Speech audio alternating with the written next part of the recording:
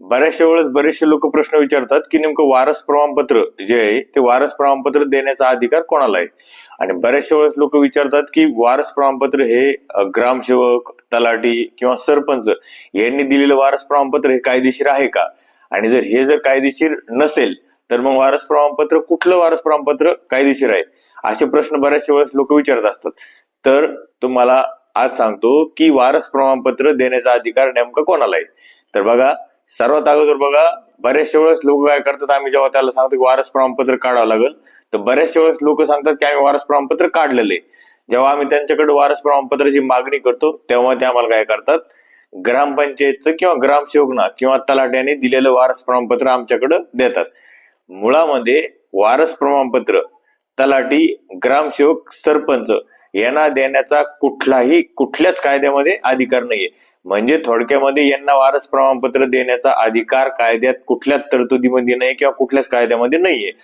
तर मग ग्रामपंचायत किंवा महसूल विभाग काय देऊ शकतं, तर नातेसंबंधाचा प्रमाणपत्राचा दाखला ते देऊ शकतात, पण वारस ठरवण्याचा अधिकार त्यांना नाहीये.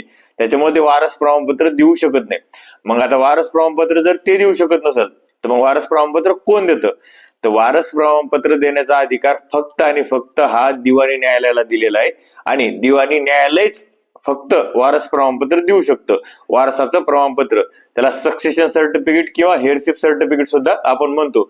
आता मग दिवाणी न्यायालयाला कशाच्या अधिकाराखाली वारस प्रमाणपत्र देता येतं, तर त्याच्यासाठी बॉम्बे रेग्युलेशन ऍक्ट आहे 1827चा, त्याच्या अंतर्गत कलम 3 व 7 या कलमाखाली वारस प्रमाणपत्र किंवा सक्सेशन सर्टिफिकेट देण्याचा अधिकार हा दिवाणी न्यायालयाला दिलेला आहे.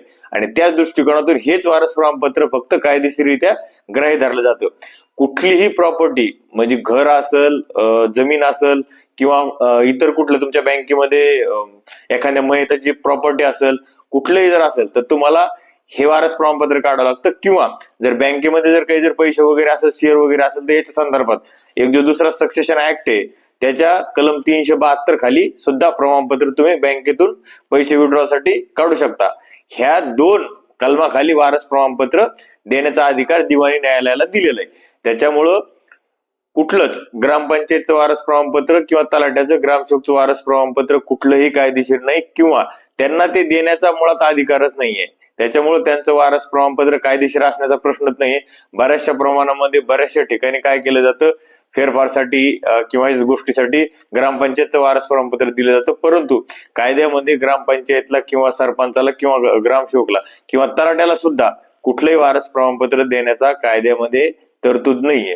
त्यामुळं ही गोष्ट आज तुमच्यापर्यंत पोहोचवण्यासाठी हा व्हिडिओ बनवतो.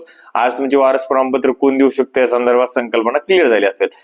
बघा, तुम्ही जर नवीन असाल, अजून आपल्या फेसबुकला फॉलो केलं असेल तर फेसबुकला फॉलो करा आणि युट्यूबवर सबस्क्राईब केलं नसेल तर युट्यूबला सबस्क्राईब करा. धन्यवाद.